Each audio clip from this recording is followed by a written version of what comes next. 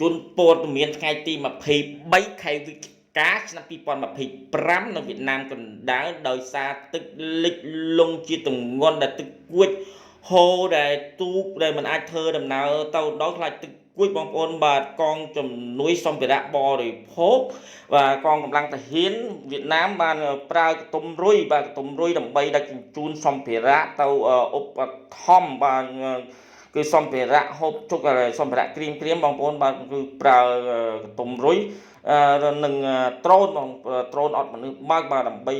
ដឹកជញ្ជូនបាទជញ្ជូនសម្ភារៈដូចជាទឹកអាហារក្រៀមដើម្បីជូនដល់ប្រជាជនដែលលិចលង់នៅវៀតណាមកណ្ដាលហ្នឹងបងប្អូនបាទគឺត្រូវការប្រើដ្រូនអត់មនុស្សបើកដើម្បីដឹកជញ្ជូនស្បៀងអាហារជួយឧបត្ថម្ភបាទគឺតំបន់នោះគឺมันអាចធ្វើដំណើរទៅណាបានទេបងប្អូនគឺឡើងលើម៉ូតេះអង្គុយលើប៉ាំងសៃអង្គុយលើម៉ូតេះតែម្ដងបងប្អូនបាទគឺដាច់បាយដាច់ទឹកតែម្ដងมันអាចធ្វើដំណើរទៅណានឹងគឺប្រើដ្រូនបាទដ្រូនអត់មនុស្សបើកនឹងបង